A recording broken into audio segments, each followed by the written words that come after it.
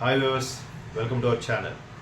ఈరోజు మనం రెగ్యులర్గా బిగ్ బాస్ కంటెస్టెంట్ గురించి మాట్లాడుకుంటున్నాం. అయితే ఈరోజు బిగ్ బాస్ కంటెస్టెంట్లు ఒక ఇద్దరు యూట్యూబర్ ఇన్ఫ్లుయెన్స్ని కూడా బిగ్ బాస్ కంటెస్టెంట్గా తీసుకోబోతున్నారు. దానికి బనిజాయ్ టీమ్ అండ్ స్టార్ మావల్ కూడా ఆల్మోస్ట్ యాక్సెప్ట్ చేసినట్టుగా తెలుస్తుంది. అఫ్కోర్స్ దీని గురించి 3 నెలల ముందు నుంచే కసరత్తో జరుగుతుంది. వాళ్ళ పర్సనల్ బ్యాక్గ్రౌండ్ అలాగే వాళ్ళ యాటిట్యూడ్ ఇవన్నీ కూడా స్టడీ చేస్తారు. అయితే ఎవరు ఆ యూట్యూబ్ ఇన్ఫ్లుయెన్స్ అంటే చెప్తాను, మీరు కంగారు పడద్దు. ఎందుకంటే వాళ్ళు రాజకీయ పరంగా ఒక రకమైన ఫెమిలియర్ అయిపోయారు. పొలిటికల్ రంగంలోకి అడుగు పెట్టినట్టే పెట్టి మళ్ళీ యూట్యూబర్గానే ఉన్నారు. సో ఎవరు ఆ వ్యక్తులు అంటే, ఒకరు ఖచ్చితంగా రాజకీయాలని కొద్దిగా ప్రభావితం చేశారు. రాజకీయ నాయకుల్ని, ప్రభుత్వాన్ని ప్రశ్నించే స్థాయికి వెళ్ళి రాజకీయాల్లో పోటీ చేసి కూడా అఫ్కోర్స్ గెలవలేదనుకోండి, బట్ ఒక ఇంపాక్ట్ అయితే చూపించగలిగారు ఒకరు. మరొకరు రాజకీయాలతో ప్రమేయం లేదు, తన వృత్తిపరంగా తన వ్యాపారం పరంగా వెళ్తూనే అనుకోకుండా ఒక చిన్న స్టేట్మెంట్కి రాజకీయ పరంగా కాస్త ఒత్తిళ్లు ఎదుర్కొన్నారని కూడా చాలా ఇబ్బందులు పడినట్టుగా తెలుస్తుంది. వాళ్ళిద్దరి గురించి ఇప్పుడు మాట్లాడుకోబోతున్నాం. వాళ్ళిద్దరు ఎవరో కారు. One is none other than Kumari aunty and second one is Barrelakka. చెప్పాను కదా, ఒకరైతే రాజకీయాల్లోకి వెళ్ళారు, సరిగ్గా విజయం పొందలేకపోయినా కూడా బాగా ఇన్ఫ్లుయెన్స్ చేయగలిగారు వావిడే బరిలెక్క. ఎందుకంటే బరిలెక్క సాధారణంగా ఒక బర్రెలు కాసుకుంటూ తను చాలా రీల్స్ చేస్తూ యూట్యూబర్గా ఇన్ఫ్లుయెన్సర్గా ఉన్న ఆమె కొన్నాళ్ళకి ఆ బర్రెలు కూడా అమ్ముకొని గవర్నమెంట్ ఉద్యోగం సంపాదిద్దామన్న ఆశతో గ్రూప్ 2 వాటికి ప్రిపేర్ అవ్వడం కూడా జరిగింది. 2-3 బర్రెలు అమ్మి కూడా ఆమె సుదీర్ఘంగా ఆమె జీవనోపాధి కోల్పోతూ కూడా కష్టపడింది. బట్ గత ప్రభుత్వాల్లో జరిగిన కొన్ని ఇబ్బందుల వల్ల ఆవిడ సరిగ్గా జాబ్ కొట్టలేకపోయింది అనుకోవచ్చు. తర్వాత ఆవిడ ప్రభుత్వంకి వ్యతిరేకంగా కూడా పోటీ చేయడం కూడా జరిగింది. అఫ్కోర్స్ విజయం వరించలేదు, కానీ ఆమె ఎంతో కొంత ప్రభావితం చేయగలిగింది. కొంత ఓటు హక్కుని, ఓటు బ్యాంక్ని అయితే గ్యాదర్ చేసుకోగలిగారు. బట్ ఆవిడ ఒక్కసారిగా మీడియా దృష్టిని ఆకర్షించింది. సుమారుగా నెల రోజుల పాటు ఆమెపైనే వీడియోస్ చేసి ప్రతి ఒక్క యూట్యూబ్ ఛానల్ కూడా ఆమెని చాలా హెల్ప్ చేస్తూ హైప్ తీసుకొచ్చినప్పుడు కూడా గెలవలేకపోయారు. అఫ్కోర్స్ గెలవాలంటే ఇవాళ రేపు రాజకీయాల్లో బాగా డబ్బులతో కూడుకున్న వ్యవహారం కాబట్టి ఇన్ఫ్లుయెన్స్, డబ్బులు రెండూ ఉండాలి. సో ఆమెకి ఏ పార్టీ అండ లేదు, ఇన్ఫ్లుయెన్స్ లేదు, అయినప్పటికీ కూడా ఆమె నిలబడగలిగారు. చాలామంది యువత ఆమెకు సపోర్ట్ ఇచ్చారు. సో ఆ సపోర్ట్ ఏదైతే ఉందో, ఏదైతే అంతగా ఇన్ఫ్లుయెన్స్ చేయగలిగారో దాన్ని బేస్ చేసుకునే ఈరోజు బిగ్ బాస్ టీమ్ సీజన్ 8లో ఆమెకి అవకాశం కల్పించబోతున్నారు. ఆమెను రిక్వెస్ట్ చేసుకున్నారు. ఆమె వస్తాను కూడా ఆల్మోస్ట్ కన్ఫర్మ్ చేశారు. ఆల్మోస్ట్ అన్ని స్క్రీన్ టెస్ట్లు అన్నీ కూడా అయిపోయాయి, ఇంటర్వ్యూస్ అన్నీ కూడా అయిపోయాయి. మరికొద్ది రోజుల్లో సెప్టెంబర్ 8 నుంచి స్టార్ట్ అవ్వబోయే సీజన్ 8కి బరిలెక్క మనం ఒక వన్ ఆఫ్ ది కంటెస్టెంట్గా చూడబోతున్నాం. ఒక్కసారిగా తప్పుని ప్రశ్నించే తత్వం, ప్రభుత్వాన్ని ఎదిరించే తత్వం, ఎన్ని అడ్డంకులు ఎన్ని ఇబ్బందులు ఎదురైనా ఆమెని, ఆమె కుటుంబ సభ్యుల్ని దారి కాచి కొట్టిన, ఇబ్బందులు పాలిన, దెబ్బలు తిన్న, ప్రభుత్వాన్ని, వ్యవస్థనే ప్రశ్నించేంత ధైర్యం ఉన్న బరిలెక్క బిగ్ బాస్ సీజన్ 8లో ఉంటే ఏ విధంగా ప్రశ్నిస్తారు, ఏ విధంగా మంచి రసవత్తరంగా ఉండబోతున్న ఎపిసోడ్స్, ఈ సిరీస్ అంతా కూడా అనేది కూడా చాలా ఉత్సుకత, యాంగ్జైటీతో చూడబోతున్నాం. సో బరిలెక్కకి మనం ఆల్ ది బెస్ట్ చెప్తాం. సీజన్ 8లో కంటెస్టెంట్గా ఆవిడ ముందుకు రాబోతున్నారు, మనందరినీ అలరించబోతున్నారు. ఇప్పటికే చాలా మందికి, కొన్ని లక్షల మందికి చేరువైన బరిలెక్క సీజన్ 8తో మరికొన్ని లక్షల మందికి బాగా చేరువవుతారు అనుకుంటున్నాం.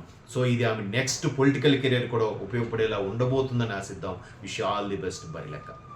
ఇక నెక్స్ట్ యూట్యూబ్ ఇన్ఫ్లుయెన్స్లో చిన్న స్టేట్మెంట్తో రాజకీయాలకు సంబంధం లేకపోయినా కొంచెం హర్డిల్స్, ప్రాబ్లమ్స్ ఫేస్ చేశారు. ఆవిడ ఎవరో ఇంతకుముందే చెప్పాను, కుమారి ఆంటీ. కుమారి ఆంటీ మెస్ అంటే, కుమారి ఆంటీ కర్రీస్ అంటే చాలామంది యూత్ పడి చేస్తారు. ఆమెకు రోడ్ సైడ్న చిన్న ఫుట్పాత్ మీద పెట్టుకున్న ఒక ఫుడ్ కార్నర్ ఏదైతే ఉందో దాంతో ఒక్కసారిగా ఆమె ఫేమస్ అయ్యారు. Kumar aunty non veg items అంటే చాలామంది సుదూర ప్రాంతాల నుంచి బైక్లు వేసుకుని వచ్చి కూడా ఫుడ్ ఆస్వాదించేవారు. అటువంటి కుమార్ ఆంటీ ఒక సందర్భంలో ఒక ఇంటర్వ్యూలో ఆమె అంత ఫెమిలియర్ అయిన తర్వాత ఒక యూట్యూబ్ ఛానల్లో అడిగిన ఇంటర్వ్యూకి, నాకు ఇక్కడ ఏమీ లేదు, నేను ఆంధ్రా నుంచి వచ్చాను, ఆంధ్రాలో జగనన్న ఇచ్చిన ఇల్లు ఉంది అని చెప్పగానే అది తప్ప ఇంకేం లేదు, జగన్ అనే థ్యాంక్స్ చెప్పుకుంటాను చెప్పగానే ఒక్కసారిగా దాన్ని రాజకీయ రొమ్ము పులిమేలా చేశారో చేయబడినదో తెలియదు. మొత్తానికి కుమార అంటే ఒక 2-3 మంత్స్ యూట్యూబ్లో ఎక్కడ చూసినా ఆమె గురించే ప్రస్తావన ఇచ్చేది. ప్రతి యూట్యూబ్ ఛానల్లో కూడా ఆమెనే ఫోకస్ చేస్తూ మాట్లాడాయి. సో ఆమె ఇచ్చిన స్టేట్మెంట్కి ఎక్కడేదో ప్రభుత్వాలు నచ్చలేదన్నట్టుగా, ఎక్కడ ప్రభుత్వం కావాలని టార్గెట్ చేశారన్నట్టుగా, బట్ అది యాదృచ్ఛికమో నిజంగా పొలిటికల్గా చేశారో తెలియదు. ఈవెన్ ముఖ్యమంత్రి రేవంత్ రెడ్డి గారు కూడా ఆమెకి అటువంటి అడ్డంకులు ఏముండవు, ఇబ్బందులు ఏముండవు. పోలీసులు ట్రాఫిక్ వల్ల పక్కకు తప్పించే ప్రయత్నం చేస్తే దాన్ని రాజకీయ రంగు పులిమారు. దానికి నాకు ఎటువంటి సంబంధం లేదు. నేను అవసరమైతే నేనే కుమార్ ఆంటీ దగ్గరికి వెళ్ళాలనుకుంటున్నా. ఆమె దగ్గరకు వెళ్ళి నేను లంచ్ కూడా చేస్తాను ఆమె ఫుడ్ కార్నర్ దగ్గర కూడా ముఖ్యమంత్రి రేవంత్ రెడ్డి గారు స్టేట్మెంట్ ఇవ్వడంతో మరి కాస్త హైప్ వచ్చేసింది. రీసెంట్గా సోను సూద్ కూడా ఆమెను వెతుక్కుంటూ ఆమె దగ్గరికి వెళ్ళి కుమార్ ఆంటీని కలిశారు, ఆమె దగ్గర ఫుడ్ తిన్నారు, ఆమెని ఎంకరేజ్ చేశారు.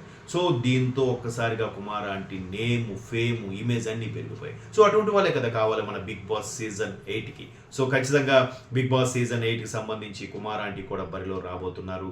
కుమార్ ఆంటీ ఒక సాదా సీదా జీవితం గడిపి ఒక మధ్యతరగతి మధ్యతరగతి వచ్చిన కుమార్ ఆంటీ, ఒక పల్లెటూరు వాతావరణం వచ్చిన Kumar aunty Bigg Boss season 8లోకి ఎంటర్ అవబోతున్నారంటే గతంలో గంగవ్వ ఎలాగైతే ఉన్న కొద్ది రోజులైనా కొన్ని ఎపిసోడ్స్ అయినా ఒక్కసారిగా ఒక మ్యానియా క్రియేట్ చేసి వెళ్ళిపోయారు, కుమార్ ఆంటీ కూడా తనదైన ఒక మ్యానియా క్రియేట్ చేయబోతున్నారని మనకు తెలుస్తుంది. ఎందుకంటే సాదా సీదాగా ఉండే మనిషి, నిజంలో బతికే మనిషి, ఆవిడ అబద్ధాల్లో బతికే మనిషి కాదు. తను ఏదో చిన్న వ్యాపారం చేసుకుని ఒక్కసారిగా యూట్యూబ్ ఛానల్స్ ద్వారా అవ్వండి, లేదంటే పొలిటికల్ రంగు ఆమెకు అద్దడం వల్ల ముఖ్యమంత్రి రేవంత్ రెడ్డి గారు ఆమె గురించి స్టేట్మెంట్ ఇవ్వడం, సోను సూద్ లాంటి స్టార్ ఆమెది వచ్చి కలవడం, ఇవన్నీ కూడా ఒకసారిగా హైప్ తీసుకొచ్చేసాయి. కుమార్ ఆంటీ సీజన్ 8లోకి వచ్చేలా ఉన్నారు. ఎందుకంటే ఆల్మోస్ట్ ఆల్ కన్ఫర్మ్ అయింది. ఇవన్నీ బేస్ చేసుకొని బిగ్ బాస్ టీమ్ ఆమె స్టడీ చేసి ఆమె యాటిట్యూడ్ని, ఆమె బ్యాక్గ్రౌండ్ని, ఆమె ప్రొఫైల్ని అన్నీ కూడా స్టడీ చేశారు, ఇంటర్వ్యూ కూడా చేశారు. ఆమె కూడా సంతోషంగా రావడానికి యాక్సెప్ట్ చేశారంట.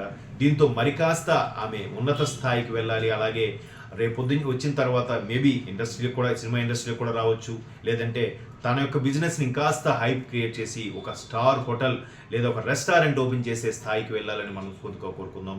So Kumar aunty Bigg Boss season 8లోకి వచ్చిన తర్వాత ఎలా బిహేవ్ చేయబోతున్నారు, ఆమె అక్కడ కూడా బిగ్ బాస్ హౌస్లో వంట కార్యక్రమం కూడా ఉంటుంది కదా, అక్కడ కూడా వండి పెట్టి కంటెస్టెంట్ అందరినీ సంతృప్తిపరుచారని అనుకుంటున్నాను. సో దాని ద్వారా ఆమె SMS ద్వారా ఓటింగ్ కూడా గెయిన్ చేసే ఛాన్సెస్ కూడా కనిపిస్తున్నాయి. సో డిఫరెంట్ ఛానల్స్తో ఈసారి బిగ్ బాస్ సీజన్ బాగా అలరించిపోతున్నారు. ఎంత బాగా అలరించిపోతున్నారు చెప్పాను కదా. బరిలక్క ఆమె ఒక డిఫరెంట్ జానర్, కుమార్ ఆంటీ ఈమె ఒక డిఫరెంట్ జానర్. అలాగే వీళ్ళందరినీ ఒక్కసారిగా ఇవన్నీ హడ్డిల్స్ దాటుకుంటూ వెళ్ళే ఒక సీనియర్ మోస్ట్ ఆర్టిస్ట్ సనా లాంటి ఆర్టిస్ట్ని ఇందులో పెట్టడం, ఆవిడ ఎలా ఉండిపోతున్నారు. ఇంతవరకు ఆవిడ జనరల్గా చాలా ఇంట్రెస్ట్కి కూడా ఎక్కడ ఇచ్చింది నేను ఎప్పుడు చూడలేదు, చాలా రేరు, అరుదుగా కనిపిస్తారు. అటువంటి సనా ఆర్టిస్ట్ కూడా ఈసారి ఇందులో ఉండబోతున్నారు. ఆవిడ ఎలా బిహేవ్ చేయబోతున్నారు, ఆవిడ వీళ్ళందరితో ఎంత బాగా కలిసిపోబోతున్నారు, ఇటువంటి ఒరిజినల్ క్యారెక్టర్ ఏంటి ఆవిడది, ఎలా ఉండబోతున్నారు హౌస్లో.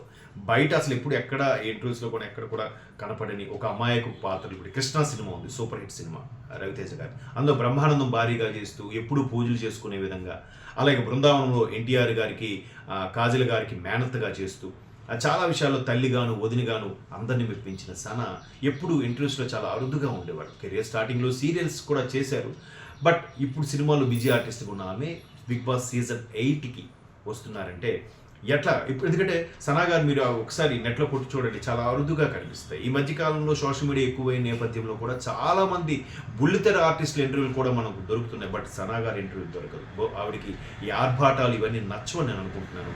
సో అటువంటి ఆవిడని బిగ్ బాస్ సీజన్ 8కి ఎలా ఒప్పించి తీసుకొచ్చారు, ఎలాగా ఆమెకి యాక్సెప్టెన్స్ తీసుకొచ్చారు, ఆ బిహేవియర్ ఎలా ఉండబోతుంది, ఎన్ని ఎపిసోడ్స్ వరకు ఉండబోతుంది, ఎన్ని సీజన్లో ఆశాంతం ఉండబోతున్నారా.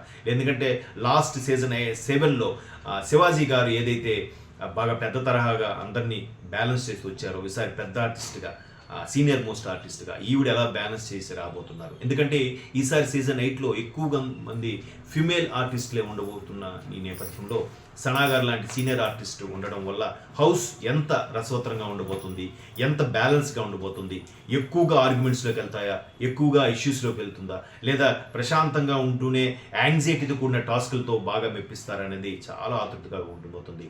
సో సనా గారు వాటన్నిటికీ ప్రిపేర్ అయ్యే దీంట్లోకి రాబోతున్నాను అర్థమవుతుంది. సో ఆవిడకి ఆల్ ది బెస్ట్ చెప్పక్కర్లేదు అనుకో, ఎందుకంటే సీనియర్ మోస్ట్ ఆర్టిస్ట్ కాబట్టి. ఆవిడ ఎంతోమంది దర్శకులతో ఎంతోమంది ప్రొడక్షన్స్తో పనిచేశారు కాబట్టి ఆవిడకి ఎలా ఉండాలో మనం చెప్పక్కర్లేదు. బట్ ఆవిడ ఒరిజినల్ క్యారెక్టర్ ఎలా ఉండబోతుంది, ఎలాగా హౌస్ కంటెస్టెంట్లతో ఉండబోతున్నారు, హౌస్ లీడర్ అవుతారా, లేదంటే బిజీ ఆర్టిస్ట్ అవడం వల్ల కొన్ని ఎపిసోడ్స్కే పరిమితమై బయటకు వచ్చేస్తారా అనేది చాలామందికి డౌట్ రేకెత్తిస్తుంది. సో ఆవిడ మాత్రం పూర్తి స్థాయిలో నేను ఈసారి ఎప్పుడు ఫిమేల్స్ కొట్టేది చాలా అరుదుగా ఉంది, ఫిమేల్గా నేను కొట్టి తీరుతాననే గ్యారంటీతోనే ఇందులోకి వస్తున్నారన్నట్టు కూడా వార్తలు వినిపిస్తున్నాయి. సో చూద్దాం సనా గారు ఎలా మెప్పించి హౌస్లో కంటిన్యూ అవుతారో. So anyhow all the best to senior most artist Sana గారు. సో వెల్కమ్ టు సీజన్ 8 కూడా.